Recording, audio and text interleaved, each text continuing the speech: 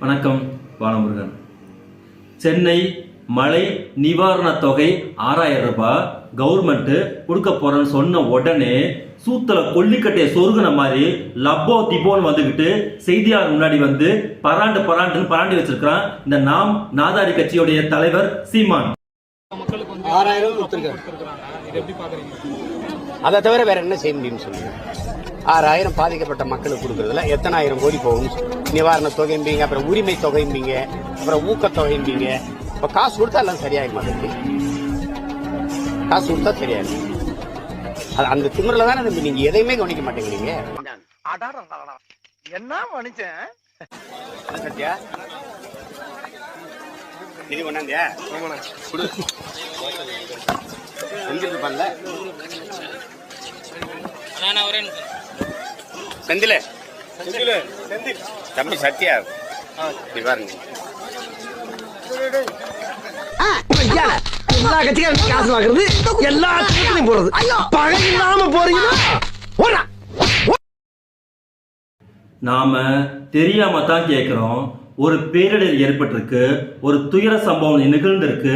அந்த இடத்துல உடனடியா போய் மக்களுக்கு ஆறுதல் சொல்லிட்டு அடுத்த கட்ட நடவடிக்கை அவங்களுக்கு என்ன பண்ணுவோம்? மீட்பு பணி தான் பண்ணுவோம். அந்த மீட்பு பணி பொருளா இருக்கும் அல்லது பணமா இருக்கும். அவ்வளவு பெரிய சென்னையில வெறும் 20000 அரசு பணியாளர்களை வச்சுக்கிட்டு மிகப்பெரிய அளவிற்கு பொருட்களை கொடுத்து ஒரு தற்காலிகமான சூழ்நிலையில அவங்கள அந்த விஷயத்துல இருந்து ரெக்கவர் பண்ணி கொண்டுட்டு வந்ததுக்கு பிறகு மாற்று ஏற்பாடா அவங்க குடும்பத்துக்கு தேவையான ஒரு சிறிய பொருள், அதாவது அத்தியாவசியமான பொருட்களை வாங்கிக் கொள்வதற்கான ஆதார தொகை தான் அந்த 6000 ரூபாய். என் பேர் நந்தினி. இந்த தண்ணியில நாங்க ரொம்ப பாதிக்கப்பட்டோம். இப்ப இந்த 6000 ரூபாய் வாங்குறதே எனக்கு ரொம்ப சந்தோஷமா இருக்குது. அது யூஸ்ஃபுல்லா இருக்குது எங்களுக்கு. ரொம்ப நன்றி ஸ்டாலின் ஐயாக்கு, ரொம்ப நன்றி உதயநிதி ஐயாக்கு ரொம்ப நன்றி. முதலமைச்சர் குத்துக்கிறாரு எங்களுக்கு. அந்த தொகையுமே கொடுக்க கூடாதுன்னு சொல்றதுக்கு இங்க ஒரு கேடுகட்ட எச்ச பொறுக்கித்தனமான ஒரு கேடுகட்ட மொல்ல மாதிரி பைய ஒருத்தர் இருக்கிறாங்க.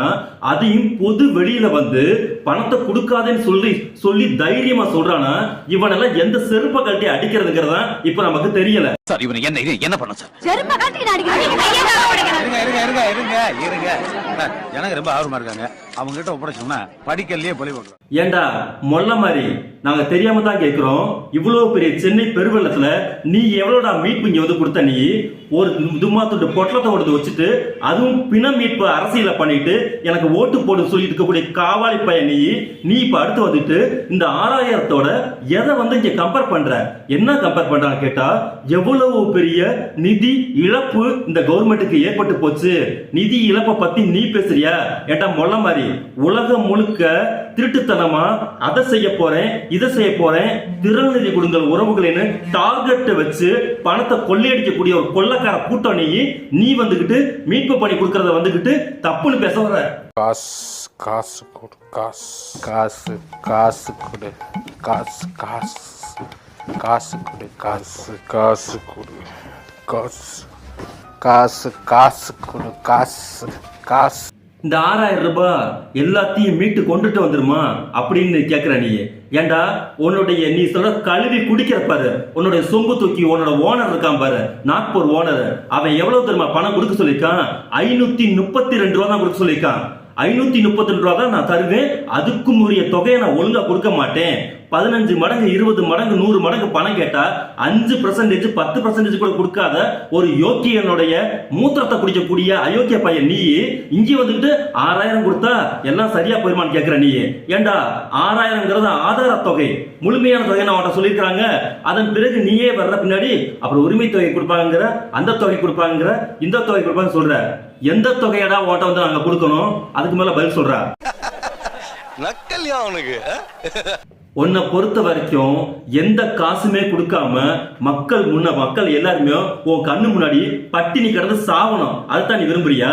பணம் கொடுத்தா எல்லாம் சரியா போயிருமான்னு நீ கேட்கிற. பணம் கொடுத்தா தானடா இங்க சரியாகும். இந்த நாடு எதன் அடிப்படையில் கட்டமைக்கப்பட்டிருக்கு? பணத்தின் அடிப்படையில் தானே கட்டமைக்கப்பட்டிருக்கு. நீ என்ன மயிர்கடா வந்துகிட்டு திரள் நிதி கொடுங்கள் உறவுகளேன்னு சொல்லிட்டு நீ என்ன மயிர்க்க கேட்கிற? நீ பணமே வாங்கலையா? பணம் வாங்காம தான் நீ அவ்வளவு பெரிய 52 லட்சம் ரூபாய் கார்ல நீ தெரிஞ்சிட்டு இருக்கியா? பணத்தை வாங்காம தான் நீ 18% ஜிஎஸ்டி நீ கட்டினியா? பணத்தை வாங்காம தான் கொடைக்கானல்ல 7.5 கோடி ரூபாய்க்கு 7.5 ஏக்கர் நிலத்தை வாங்கி எஸ்டேட்டை வாங்கி வச்சுட்டு இருக்கியா? காம்ப்ளெக்ஸ் வாங்கி வச்சிருக்கியா? எதன் அடிப்படையில் உனக்கு ஈஸி ஓசியா கொடுத்துட்டு போனாங்களா? பணம் இருந்தா தான் இங்க எல்லாமே. அப்போ பாதிப்பு உண்டாயிருக்குன்னா அங்க போயிட்டு உன்னால செய்ய முடிஞ்சது ஏதாவது இருந்தா செய்ய, இல்லையா ஒரு சூனாவை பொத்திக்கிட்டு பேசாம ரிட்டர்ன் பா.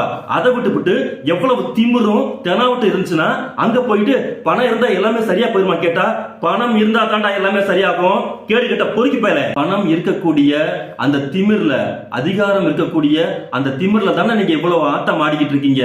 உங்களுடைய ஆட்டம் இன்னும் எத்தனை நாளைக்கு நான் பாத்துறேன்னு சவால் விடுறேன். பணம் இருக்கக்கூடிய திமிர்னா உங்ககிட்ட பணம் இல்லையா? யார்கிட்ட? எல்லாத்துக்கும் தான் பணம் இருக்கு. அந்த பணம் என்னவாக மாற்றம் அடைகிறது அப்படிங்கறதுல தான் இந்த சமூகத்துல மிகப்பெரிய மனுஷனாகவும் உன்னைய மாதிரி கேடுகிட்ட சின்ன புத்திக்காரனாகவும் மாறுறதுக்கான அடிப்படை இது அந்த குணத்தின் அடிப்படையில் தான் இருக்கு. அந்த பணம் உடனே வந்துகிட்டு என்னவா மாற்றம் அடையணும் அப்படிங்கிற ஒரு அரசுங்கிறது என்னது? அனைவருக்குமான அரசு. நீங்கிறது என்னது? எனக்கு மட்டுமானது, எனக்கு மட்டும் பணம் கொடுங்க, வேற எவனுக்குமே கொடுக்காதீங்கிற ஒரு சின்ன புத்திக்காரன். உன்னையும் கவர்மெண்டோடையும் முதல்ல கம்பேர் பண்றதே அயோக்கியத்தனம். ஆனா உன்னுடைய அணுகுமுறை என்னன்னு கேட்டனா, எவனுக்கும் பணத்தை கொடுக்காத. கேட்டா கவர்மெண்ட் கடனா போகுது. கவர்மெண்ட் கடனா போனா உனக்கு என்னடா? நீயே கடனை கட்ட போற? நீயே மஞ்சள் நோட்டீஸ் விடக்கூடிய ஒரு மாங்கா மடை. ஒரு நாட்டுல இவ்வளவு கடன் இருக்குன்னு கேட்டா மஞ்சள் நோட்டீஸ் விட்டுருவேன்னு சொல்லக்கூடிய கேடு கட்ட ஒரு 1ஆம் நம்பர் மட சாம்பிராணி. நீ வந்துகிட்டு பொருளாதார மேதை மாதிரி பெரிய பொருளாதாரத்தை கரைச்சு குடிச்ச மாதிரி இங்க பொருளாதார அறிவு வெள்ள நிவாரணத்துல நீ கிளாஸ் எடுத்துட்டு இருக்க. சரி, உன்னுடைய பேச்சுக்கே நாங்க வரோம். 6000 ரூபாய் அந்த தொகையை மக்களுக்கு கொடுக்க கூடாது, அரசுக்கு மிகப்பெரிய அளவுக்கு கடன் சுமை உண்டாகிறோம் அப்படின்னு நீ சொல்ற. அதை நாங்க முழுமையா ஏற்றுக்கொள்றோம். இப்ப பேரிடர் ஏற்பட்டுருச்சு, மக்கள் மிகப்பெரிய உயிர் ஆதார பிரச்சனை சிக்கி தவிக்கிறாங்க. இப்ப அவங்களுக்கு மாற்று என்ன? மாற்று அந்த மக்களுக்கு மாற்று இதுதான் அப்படின்னு சொல்லிட்டு நீ களத்துல இறங்கி என்ன பண்ணின? அந்த 6000 கொடுக்கல. அந்த 6000 கொடுப்பதற்கான மாற்றா இதுதான் அப்படின்னு சொல்லிட்டு கவர்மெண்ட்டுக்கு நீ என்னதான் அறிக்கை வச்சிருக்கிற?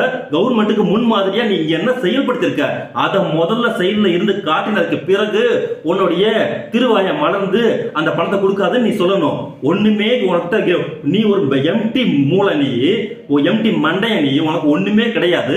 ஆனா உனக்கு என்ன சொல்றது, மிகப்பெரிய போபியா. திமுகவை இருக்கக்கூடிய அந்த போபியால நல்ல அறிப்படுத்த மாதிரி ரோட்டுக்காரில் நின்னுக்கிட்டு அதை கொடுக்காத இதை கொடுக்காதுன்னு சொல்லிட்டு அரை நிர்வாண பக்கிரி மாதிரி பேசிட்டு இருக்கியே. நீ எல்லாம் காலங்காலத்துல நல்லா குண்டா சட்டி வயிறு தின்னுட்டு தானே பேசுற. குறைந்தபட்சம் அறிவுன்னு ஒண்ணு வேணும்ல. இப்படி ஒண்ணு போய் நின்று நம்ம சொன்னோம்னா அப்படி திருப்பிக்கிட்டே நம்மள கேள்வி கேட்பாங்க. சரிங்க சார், நீங்க 6000 கொடுக்க கூடாதுன்னு சொல்லிட்டீங்க, நாங்க தரல, ஆல்டர்னேட் பொசிஷன் என்னங்கிறது சொல்லுங்க சார் கேட்கும் போது நீ என்ன வச்சிருக்க? அந்த மானாவா முதல்ல வெளியில சொல்லு. நாம் தமிழர் கட்சியில் இருக்கக்கூடிய பேரிடர் காலத்துல இருக்கக்கூடிய மீட்பு பணி என்னன்னு கேட்டுட்டீங்கன்னா, அங்க பயங்கரமா எல்லாம் புயல்லையோ வெள்ளத்திலேயோ வெயில்லையோ கஷ்டப்பட்டு இருக்கும் போது ஓடி ஒளிஞ்சிக்கக்கூடிய ஒரு மிகப்பெரிய அற்புதமான திட்டத்தை தான் இந்த நாம் நாதாரி கட்சிகளுடைய பேசிக் மேனிஃபெஸ்டோவே வச்சிருக்கிறாங்க.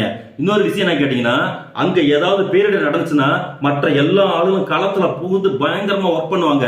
இவங்க சாவுகாசமா நல்லா படுத்து எழுந்திரிச்சு நல்லா குண்டாவை நிறைச்சுக்கிட்டு 2015ல 5 நாள் கழிச்சுட்டு பெரிய வீர புலி மாதிரி பேசிட்டு இருந்தான். இதே மாதிரி இங்க 2023ல இப்ப நடக்கக்கூடிய இந்த பிரச்சனையில 2 நாள்ல 90% தண்ணியை ஃப்ளோட்டிங் பண்ணதுக்கு பிறகு சார் வராரு கார்ல நின்னுக்கிட்டு தண்ணி நின்னுக்கூடிய பகுதியில எல்லாமே மூழ்கி போச்சு. குடி எல்லாமே மூழ்கி போச்சு. குடி மூழ்கினதுக்கு திமுக தான் காரணம். அந்த திமுக இவங்களுக்கு மீட்பு பணியும் கொடுக்க கூடாது, காசும் கொடுக்க கூடாது, கருமாதிக்கு போக கூடாது இப்படின்னு நின்று வக்கன பேசிட்டு இருக்காங்க. இவெல்லாம் என்ன மாதிரி ஆளுக அப்படிங்கறத முதல்ல உங்ககிட்ட பேசும்போது அந்த செய்தியாளர்னு ஒருத்தர் நிக்கிறீங்களா மைக்க வச்சுக்கிட்டு, அவங்க எல்லாம் போய் கேளுங்கப்பா அந்த ஆள்கிட்ட. ஏன் சார் நீங்க என்னதான் சார் நேத்திக்கு ஒண்ணு பேசுறீங்க, இன்னைக்கு வந்து மாத்தி பேசுறீங்க, இதுக்கெல்லாம் மாற்று என்ன அப்படின்னு 4ஆம் கிளாஸ் பையன் இன்னைக்கு அதுக்கு விளக்கம் சொல்றான்.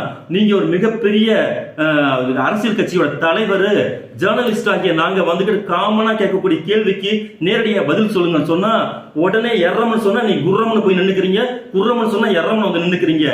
இந்த நேரத்துல நடக்கக்கூடிய இழப்புங்கிறது வந்து மனித வளத்தை காப்பாற்றக்கூடிய விஷயம். இந்த நேரத்துல வந்து டாக்ஸ் அசஸ்மெண்ட் வந்து நீங்க பேசிட்டு இருக்கீங்க. இந்த நேரத்துல கவர்மெண்ட் லாஸா போயிடும் காசு கொடுக்கான்னு சொல்றீங்க. நீங்க என்ன மிக குரூரமான இருக்கிறதுல கேடுகட்ட ஒரு நயவஞ்சக கேடுகட்ட மனுஷனா இருக்கீங்களே சார், உங்களுக்கு குறைந்தபட்ச கருணை என்பதே கிடையாதா அப்படின்னு சொல்லிட்டு நீங்க எல்லாருமே செய்தியாளர் அப்படின்னு சொல்லிக்கக்கூடிய நீங்க எல்லாருமே போய் கேளுங்க அந்த ஆளுகிட்ட. அவன் என்னமோ பெரிய தீர்க்கதரிசி மாதிரி வந்து நின்னுக்கிட்டு அப்படியே வானம் பூமி கைகள் எல்லாம் ரெண்டா பொளந்து இயேசுநாதர் வானத்துல இருந்து இறங்கி வந்து அருள் பாலிக்கிற மாதிரி பெரிய மானா மாதிரி பதில் பேசிட்டு இருக்கான். நீங்க எல்லாம் அவன் ஒரு ஆளுன்னு சொல்லிட்டு பேட்டி எடுத்து போட்டுட்டீங்க பாருங்க. அந்த ஆள சொல்லக்கூடாது, உங்களை தான் முதல்ல சொல்லணும். இருக்கிறதுல கேடி கிட்ட ஒரு எச்சத்தனம்ங்கிறது. நீ கேட்ட ஒவ்வொரு கேள்வி என்ன செருப்பால் அடிச்ச மாதிரி இருக்குடா. மாதிரி இல்ல, உண்மையிலே செருப்பால தான் அடிச்சது. ஆரம்பிக்கலாம்.